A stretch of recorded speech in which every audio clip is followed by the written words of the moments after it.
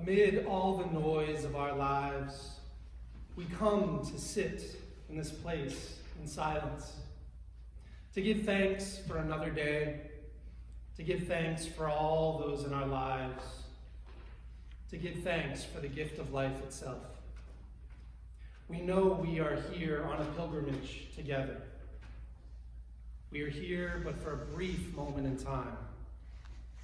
Let us open ourselves here, now, to the process of becoming more whole, of living life more fully, of giving and forgiving more freely, of understanding more completely, of understanding the meaning of our lives here on this earth. Come, let us worship together.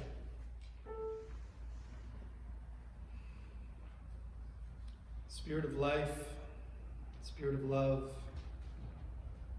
be with us now as we enter into a time of prayer and meditation.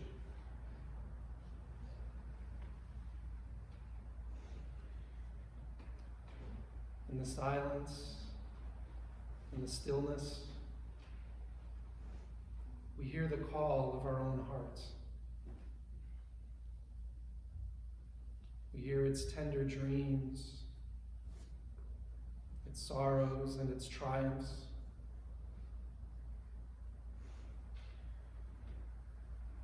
In the silence, in the stillness,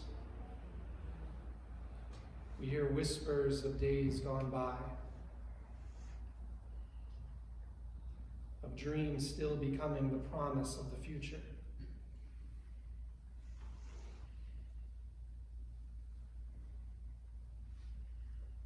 We celebrate together our individual journeys and our dreams,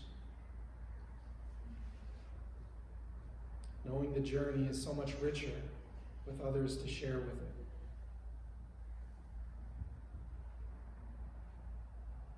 Let's now enter into a time of silent meditation.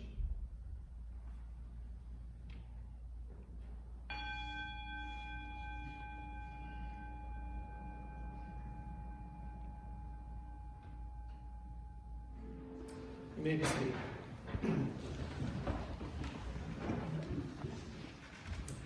I'd like to share with you a poem by Naomi Shihab Nye entitled Kindness.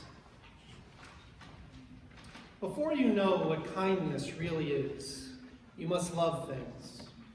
Feel the future dissolve in a moment like salt in a weakened broth.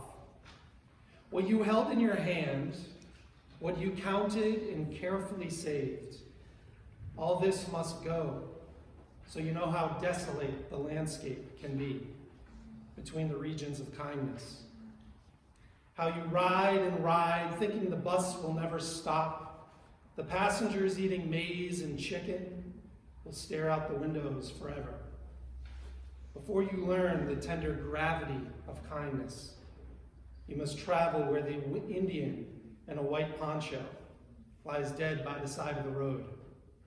You must see how this could be you, how he too was someone who journeyed through the night with plans and the simple breath that kept him alive. Before you know kindness as the deepest thing inside, you must know sorrow as the other deepest thing. You must wake up with sorrow. You must speak it till your voice catches the thread of all sorrows, and you see the size of the cloth. Then it is only kindness that makes sense anymore. Only kindness that ties your shoes and sends you out into the day to mail letters and to purchase bread.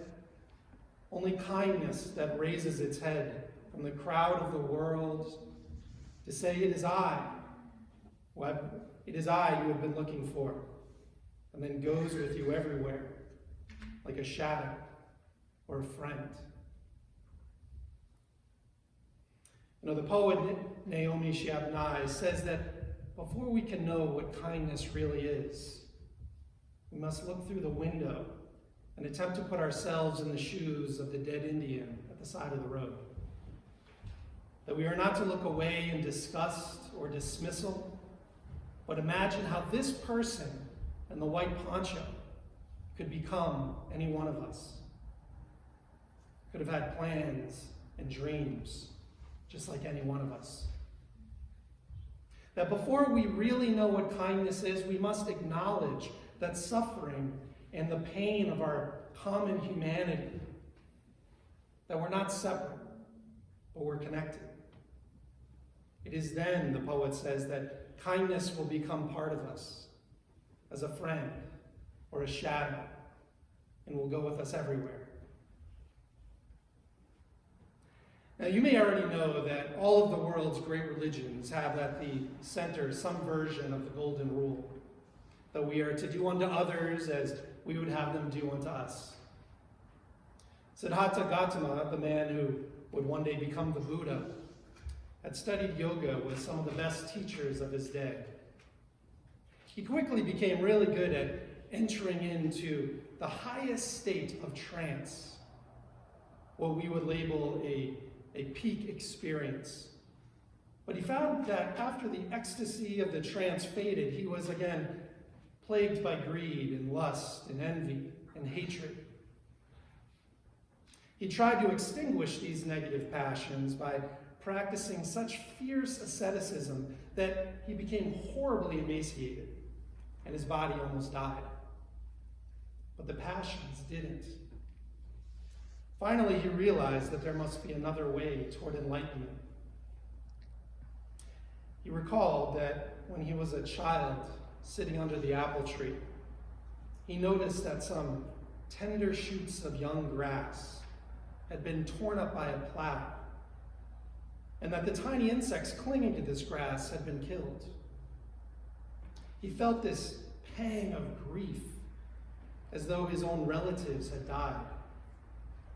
It was a moment of empathy that took him out of himself, so that he achieved what we call a release of the mind.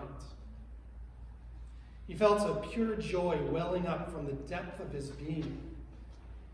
He sat in the yoga position, and even though as a child he had never had a yoga lesson, he entered into a trance. Looking back on that experience, the future Buddha realized that instead of practicing such fierce asceticism, he should cultivate the emotions that brought compassion, that brought joy and gratitude. Instead of trying to crush his violent impulses, he would encourage feelings of loving kindness. His insight was that to live morally is to live for others. It wasn't enough to enjoy a religious experience and reach enlightenment. A person must return to the marketplace and practice compassion. Practice doing everything possible to relieve the suffering of others. Loving kindness, compassion for all sentient beings was the Buddha's way of expressing a golden rule. You know, Confucius, almost a century earlier, had said something similar. When he was asked what his disciples should practice all day and every day, he replied, "Never do to others what you would not like them to do to you." This, he said, was the thread that ran right through the spiritual method he called the Way, and pulled all of his teachings together. And so it was with an older contemporary of Jesus's, the great sage Hillel. It is said that a pagan one day approached Hillel and promised to convert to Judaism if he could recite the entire Torah while he stood on one leg. Hillel replied, "What is hateful to yourself, do not to your fellow man. That is the whole of the Torah, and the remainder is but mere commentary. Go study it." And several centuries later, Muhammad was saying the same thing. In one of his frequently quoted hadiths, Muhammad said that not one of you can be a believer unless he desires for his neighbor what he desires for himself. So there we have it. All of the great religions say that we are to treat others as we would like to be treated. Now, when I was at Ferry Beach this summer, the minister of the week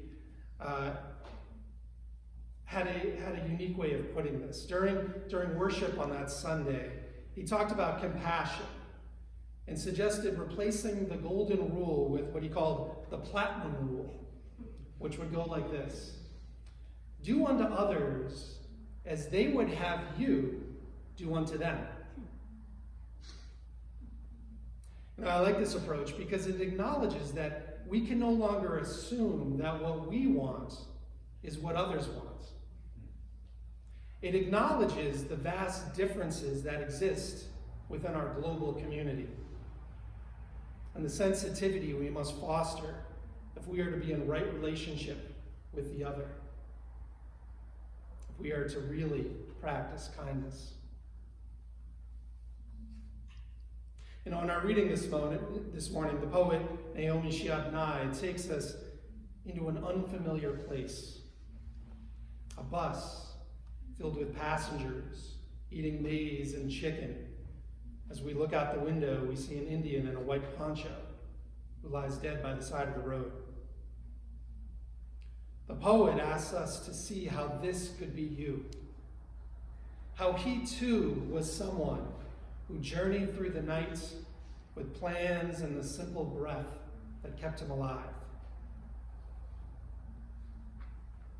The poet tells us that before we can really know what kindness is, we must also know what sorrow is. You must speak it, she says, till your voice catches in the thread of all the sorrows, and you see the size of the cloth. Then it is only kindness that makes sense anymore.